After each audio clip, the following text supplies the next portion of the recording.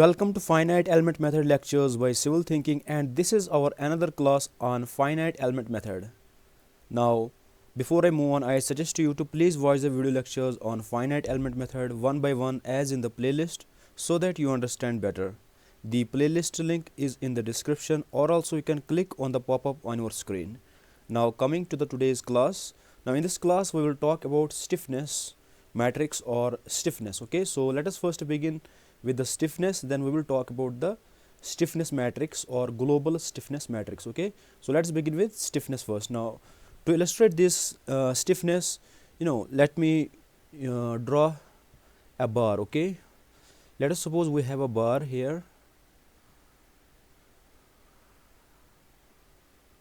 Okay, and this is fixed, the bar is fixed at one end, and we have applied a force F at other end. Okay, now when you apply this force, of course there will be some deflection, right? The bar will elongate, right? Now let us say it has elongated up to this. Okay, now let us say the elongation is 1 unit. Okay, 1 mm or 1 whatever the unit is. So let us say it is 1 unit. Okay, it has elongated by 1 unit by applying the force F. Okay, now how much force do we need? Okay, how much force do we need to to cause a displacement of 1 unit? Okay, that is known as stiffness. Okay, so stiffness we denote it with K, and it is how much force do we need, okay, to cause a unit displacement, right? Unit displacement. Okay, so that is the stiffness. Okay, so if I write about this here, stiffness is the force required to produce a unit displacement in a structure. Okay, so that is the the definition of stiffness in simple terms. Okay, so so now, so if we write about this here, if we denote the force with F, so F is the force and let us say D is the displacement. Okay, so K is equal to F divided by D. Okay, so this is what the stiffness of a material. Okay, so now let us talk about the properties of stiffness. Okay, so if I write here properties of stiffness, okay, stiffness K. Okay, so before I write, let me illustrate with the help of two experiments. Okay, so let me erase this first.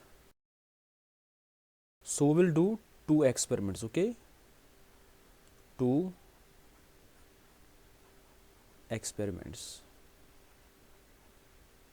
Okay, with the help of two experiments we will we will see the properties of stiffness. Okay, now let us say the first experiment.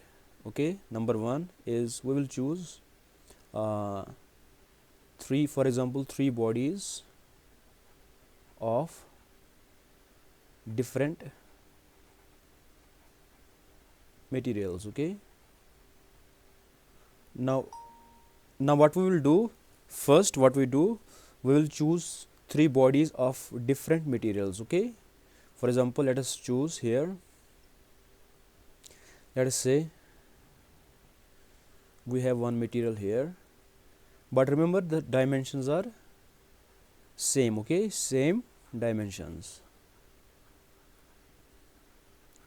Okay, so we will choose one material here, and then we will choose another material here, excuse my handwriting, the the shape, the geometry is same, okay, but they are all made of different materials, okay. Oh, let's assume they are all fixed at one end, okay. So what we are going to do, we will apply a force here, okay. Let us say we are applying a force F1 here, okay, and we are applying a force F2 here, and we are applying a force F3 here, okay. And remember, they are all of the what, they are all of same material, okay, I mean different material, okay. So let us say, for example, this is cast iron, and this one is what,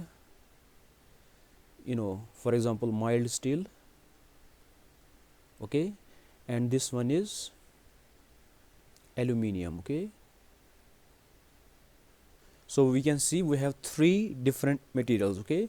Now when you do this experiment in the lab, you will see to produce a unit displacement, okay, for example 1 mm here, and to produce the unit displacement in this 1 mm, and to produce a unit displacement in this material, you will see you will need different forces to to create 1 mm deflection in all the three, okay. You will need different forces, okay. So when you do experimentally, you will see F1 you will need more force to create deflection in cast iron, okay, then okay, then mild steel, and then aluminium, okay, F3, okay. So to produce a unit displacement, you will see in the experiment you need more force in cast iron, and then a little less in mild steel, and then lowest in the aluminium, okay. So what is it saying to us, right? Now because we know what is K. K is what? It is the force required to produce unit displacement, right? Displacement, right? So but here F1, F2 and F3 is different, right? So but unit displacement is same, okay. So this is different, F1, F2 and F3, but unit displacement is same, right? So it means when we have different forces and the displacement is unit, it means K is also different, right? So for F1, for example, let the stiffness be K1, it will be greater than, let the stiffness due to force F2 is K2, okay, and it will be greater than stiffness of aluminium due to force F3, okay, K3, okay. So because we need different forces to produce the same unit displacement, and the force required to produce unit displacement is stiffness, it means stiffnesses are different, okay. So if I write about conclusion here, we can conclude two things, okay. If I write conclusion here, okay, conclusion. So what is the first conclusion? First conclusion is what? Stiffness depends on material, right?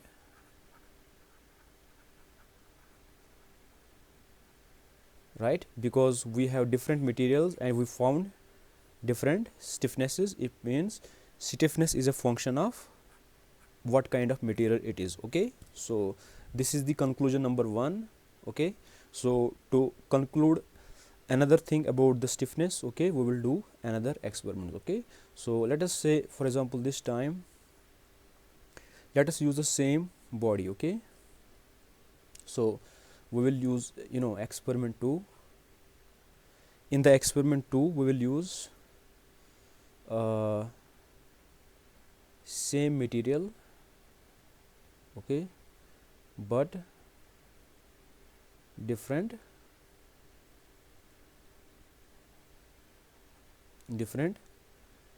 geometries. Okay,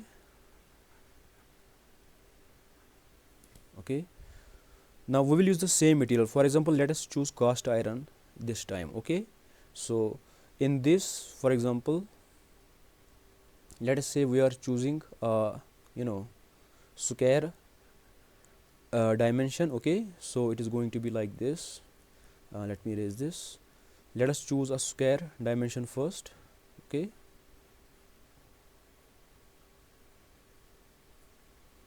then let us choose a circular cross section, because that is a different geometry, right? Because we have to keep the same material and different geometries. Okay, and here, okay, we will choose circular, and let us choose what, maybe something other geometry, like a triangular geometry, right?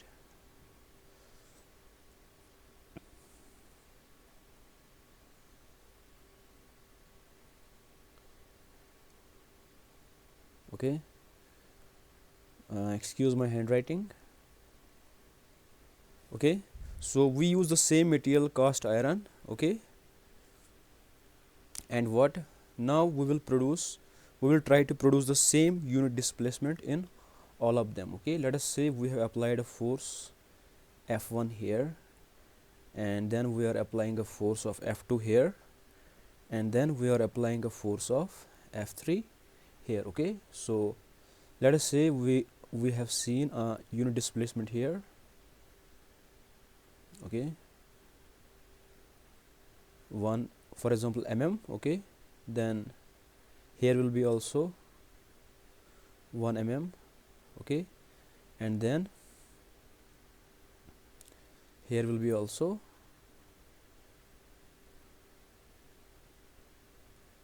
again, I am sorry for my handwriting.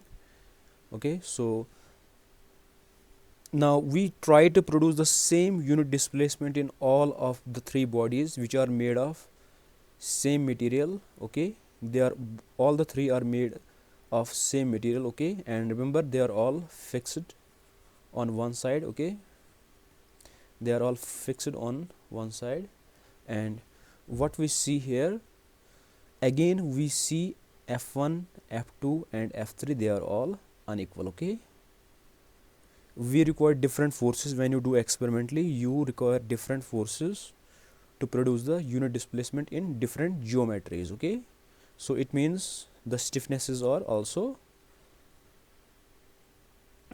it is not equal. Okay, F1 is not equal to F2 and is not equal to F3. Okay, similarly here K1 and K2 and K3, they will be unequal. Okay, so you need different forces. Okay, and again it means the stiffnesses are different. Okay, so how did the stiffness change? It changed because of the geometry. Okay, it means stiffness also depends on geometry, right? So we have here conclusion to what, stiffness also depends on what, not only the material but also geometry. Okay, geometry. Okay, so we can write here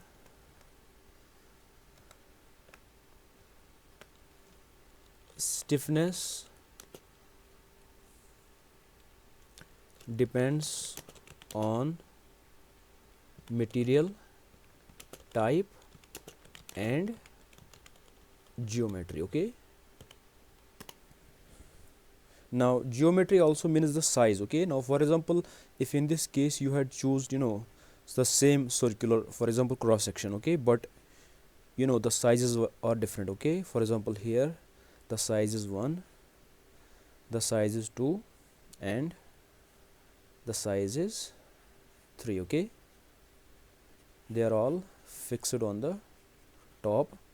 Now when you apply the forces, you see they are unequal forces. Okay, to produce what, unit displacement. Okay, 1 in each. Okay, so because it depends on the size too. Okay, so because the geometries will be different because of what, the sizes, so we can conclude the property of stiffness as stiffness depends on material type and geometry. Okay, So I hope you got everything. If you have any doubt, you can comment, or you can also contact me, and let's move on. Okay, now let's talk about this. Now, what is stiffness equation and why do we need it in FEM? Okay, now till now we talk about stiffness K, right? What we said, K is what? It is the force required to produce unit displacement, right? Let's call it as what? D. Okay, so K is F divided by D. Okay, now from here we can find F as what? F is going to be K times D, right? So stiffness equation is what? This is the stiffness equation. Okay, this is our stiffness equation. Okay, or we also call it as global stiffness equation. Okay, or I think it's also called as Hooke's law. Okay, it's also known as Hooke's law. Okay, or it's also known as what? Stiffness equation or global stiffness equation. Not global here. Global will be when we represent it in what? In the matrix form. Okay, F is equal to matrix K times matrix D. Okay, then it is going to be global stiffness equation. Okay, so overall, so this is the stiffness equation. Okay, so what is it? It is F is equal to what? K times D. Okay, this is the stiffness equation. Okay, then because in FEM we talk about the matrices, okay, then when we have global stiffness equation as what? It is F is equal to K matrix. By the way, this one is called as what? Force matrix. Okay, or load matrix or load vector. Okay, we will see everything why it's called that. Okay, it is times displacement. Okay, this is known as displacement matrix. Okay, or displacement vector, and this is stiffness matrix, and this is okay. So let me write about this here. So this F is called as load vector or load matrix or force vector or force matrix. Okay, and this K we call it as what? Stiffness matrix. Okay, or global stiffness matrix. Okay, now remember, the global is something a bit different. Okay, I mean not different, it is basically when we combine stiffness matrix of different elements. Okay, we combine them into single matrix. Okay, we combine the because a body have different elements. When we do the meshing, right, then we get different stiffnesses. Okay, so when we combine all of them in a single matrix, we call it as global stiffness matrix. Okay, and D is it is displacement matrix. Okay, so or displacement vector. Okay, now remember in FEM we already know this. Okay, this is known. Okay, let me write here force matrix. Okay, and stiffness matrix, they are known. Okay, we know the forces and we know the matrix. What? We know the stiffness matrix. Why? Because we know the properties. Okay, so they are generally provided to us in the FEM, but what is unknown is the displacement. Okay, this is always the unknown. Okay, now we know what is stiffness equation. Okay, we also know what is stiffness matrix. Okay, this is stiffness matrix K. And now the question is, why do we need it in FEM? Okay, now why do we need? The question is why? Because to find the unknown, right? We need this what? To find the unknown displacement. Okay, now how do we find? Because we know, you see here, F is equal K times D, right? Now this is known, and we generally know the stiffness matrix, and this is displacement, and this is unknown, right?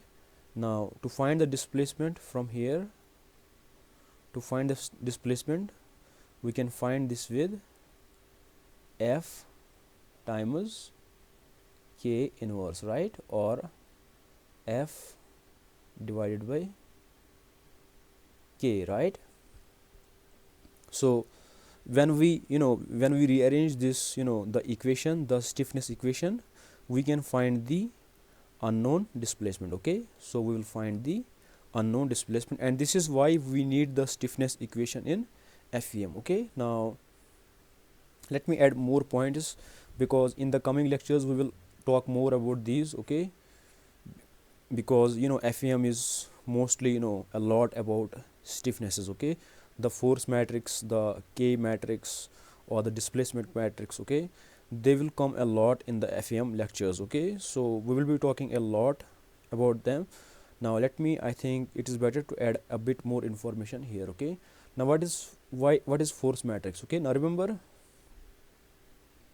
let me take a body.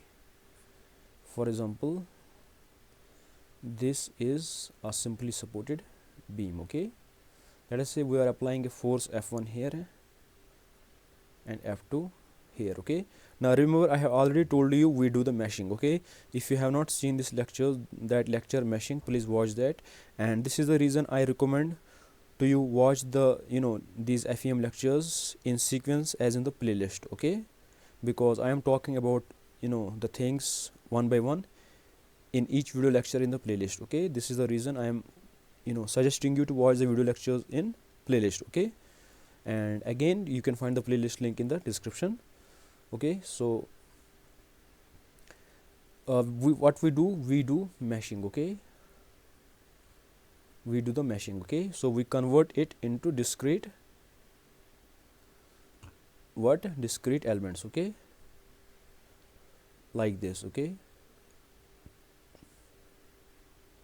Okay, then what we do, we represent this forces F1, F2, whatever the forces are, Fn, we represent it in a single matrix. Okay, F1, F2 up to Fn. Okay, up to Fn. Okay, and we represent this with force matrix. Okay, so this is what I wrote here. Okay, this F. Okay, so this is all the forces, okay, on different nodes. Okay, F3, Fn. Okay,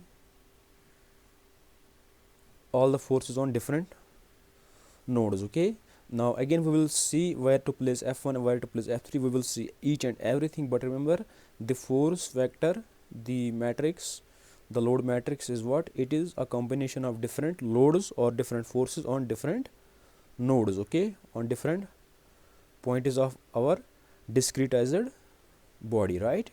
Similarly, the stiffness, because we have now different elements here, right? Let us say the stiffness here is K1, the stiffness here is K2, and stiffness here is K3. Okay, so basically we number the the nodes. Okay, this is 1, this is 2, this is 3, this is 4. Okay, so this is going to be, because this element is between node 1 and node 2, so this is going to be K12. So similarly, this body is this element is between node 2 and node 3, right? So it is going to be K23, and this element is between 3 and 4, we call it as k34. Okay, so all of this k11, k12, k13, okay, k1n, okay, then it is going to be k21, k22, k23, okay, k2n, okay, then it is going to be kn1, kn2, kn3 up to kn, okay. All of this matrix, okay, is the stiffness matrix. Okay, so this is what this k is about. Okay, then displacement is because when we apply the force here, it will displace like this. Here will be displacement, for example d1, here will be d2 displacement, okay, here will be no displacement. So all those displacement we represent them in a vector, okay, d1, d2, d3, okay, up to dn. We call this as displacement matrix or displacement vector, and this is what it is. Okay, so I hope you understand everything. Again, if you have doubt, you can comment or you can also contact me, and I think that's it for today, and see you in the next class. Thank you.